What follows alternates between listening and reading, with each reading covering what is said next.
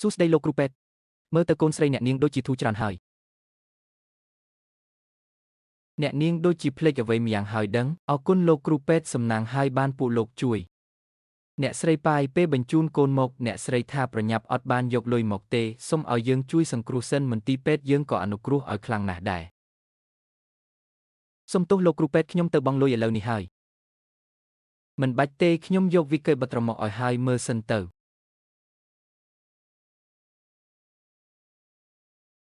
នេះមិនមែនច្រឡំទេដឹងមិនក៏ច្រើនម្លេះអ្នកស្រីប៉ាយយើងបានសង្គ្រោះជីវិតកូនស្រីអ្នកស្រីណាម្យ៉ាងទៀតមន្ទីរពេទ្យស៊ីងយើងជាមន្ទីរពេទ្យឯកជនល្អបំផុតក្នុងប្រទេសពេលមកនឹងមិនបានស៊ើបសួរឲ្យច្បាស់ទេអីលោកគ្រូពេទ្យសុំពេលខ្ញុំបន្តិចទៀតទៅខ្ញុំទៅរកវិធីសិនបានទេ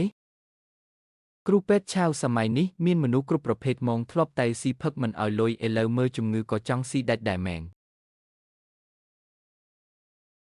នៅថារកវិធីទៀតបើមានលុយបង់យូរហើយមើលតែរៀងក្រីក៏អញ្ចឹងដឹងតែគ្មានលុយបង់ហើយ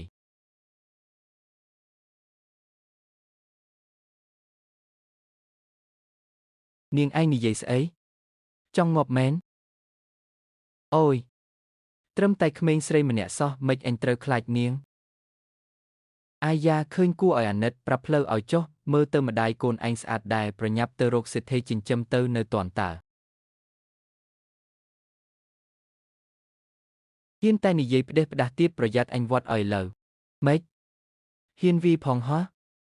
មើលតែរៀងស្គមដៃជើងពនកូនដៃនឹងអញថាចង់មកទាលុយពីពេទ្យទេដឹង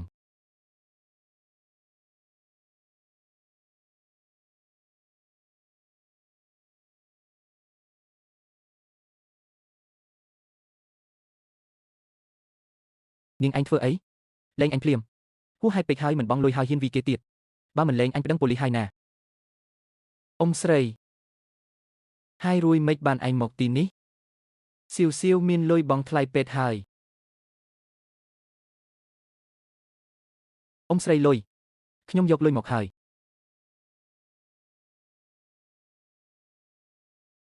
លេងឯង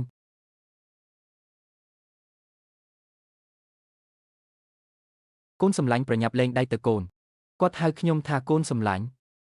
នេះជាពាក្យដែលខ្ញុំមិនធ្លាប់ព្រឺសោះតាំងពីតូចមក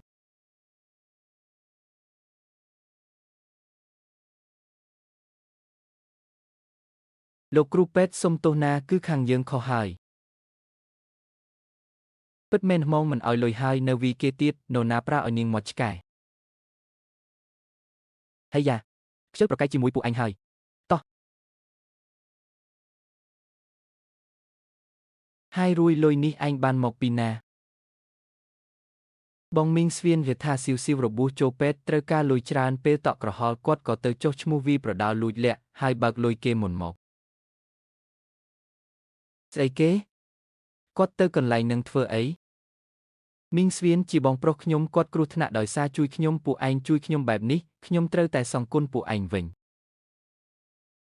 ប្រដៅលួចលាក់នឹងគេភ្នាល់អីខ្លះបងមីងស្វៀនថាបើឈ្នះនឹងបានលុយច្រើនដើម្បីបង់ថ្លៃពេទ្យបើចាញ់ត្រូវកាត់ដៃម្ខាងស្អីគេដៃម្ខាងហ៎នេះវា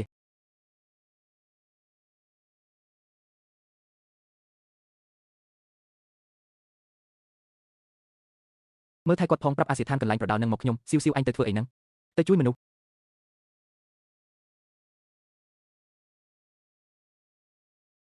នេះក្មេងលូនេះក្មេងលូ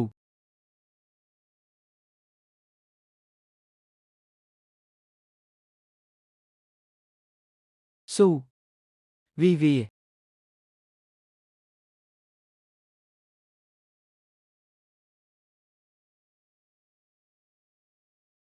ស៊ូមីងស្វៀនហ៊ានភ្នាល់ត្រូវហ៊ានសងខ្លាំងមិនដល់គេត្រូវតែអន់ក្បាលចុះដៃម្ខាងដែលអញភ្នាល់នឹងអញនឹងយកក្នុងពេលឆាប់នេះហើយលូធាងយីអាឆ្កែងលេងខូចអញដាក់ថ្នាំក្នុងទឹកអញថោកទាបណាស់វើយសង្វៀនទាំងមូលជារបស់អញតើអញអាចធ្វើអីអញបានអញគិតមើលទៅថាយកដៃមួយណាទុកឲ្យអញ